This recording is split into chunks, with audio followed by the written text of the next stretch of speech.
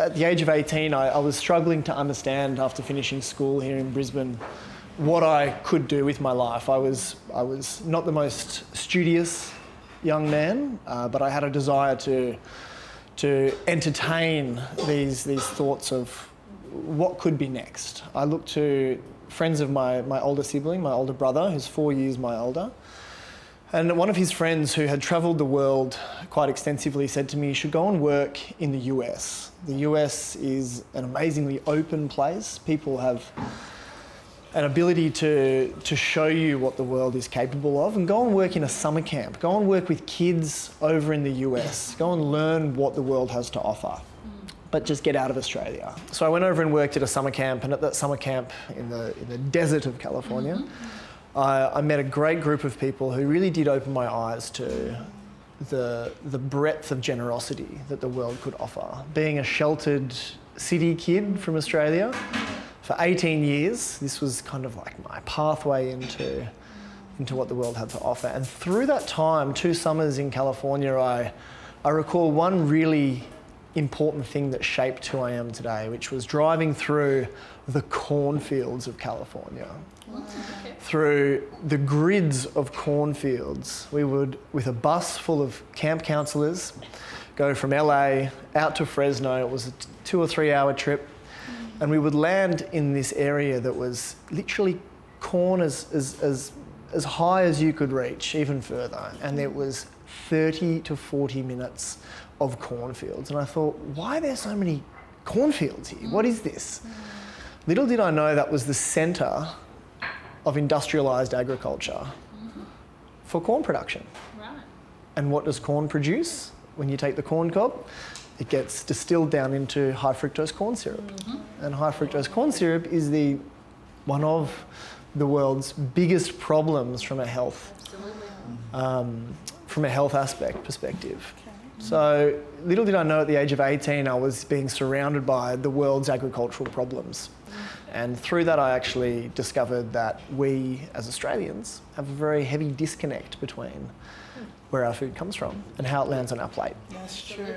Yeah. So upon returning in 2012 or 2011, I felt a disconnect between my homeland and what I could offer. I was trying to find this balance. Yeah. I landed on the topic of bees, and bees ended up being the conduit for me as an individual to learn the importance of the cycle of food, from planting a seed to harvesting a crop. Because bees contribute to 1/3 of our global food supply through pollination. And here in Australia, actually 65% of agriculture depends on bee pollination. Wow, that high? Yeah, that high. So, wow. So I started a business here in Brisbane, really targeting local businesses that I could work with to get that message out there. And I went and rescued a local bee swarm from the base of a mountain here in Brisbane, and that one bee swarm ended up being with me for my first 8 years of beekeeping. That is amazing. How long have you been doing it for? 13 years, so since 2012. Well done.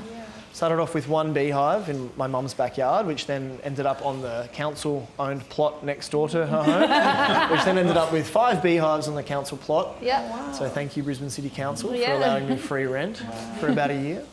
We put bees on skyscrapers 50 stories high. We put beehives on land banks. So we produce around 25 tonnes of honey a year through our beehives. Wow. And we manage around 45 tonne of honey through our facility. And we try to promote local produce, so honey that's made nearby to where you reside. And by doing so, we can help, I guess, educate people on the importance of why growing food locally, not just in your backyard, but really here in Australia is important.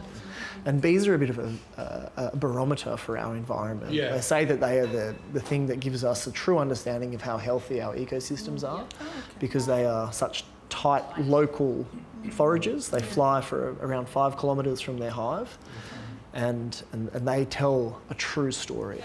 But native bees here in Australia contribute to a a large swath of that pollination effort as well. And you don't deal with the native. We do. Okay. We put them into kindergartens. We take them to aged care homes. We put them at the front door of buildings where. Because they don't sting, do they? They don't. They bite. Yeah, but they don't sting. Yeah, that's right. The social native bees. Close enough. Yeah. So Semantics. semantics. Yeah, if you get bees in, you can get native bees stuck in your ears, and if you've got hair, which you know, Which we once don't. upon a time, Which we don't. yeah, they get caught in the hair and they get tangled, and it's hard to survive them, so to speak.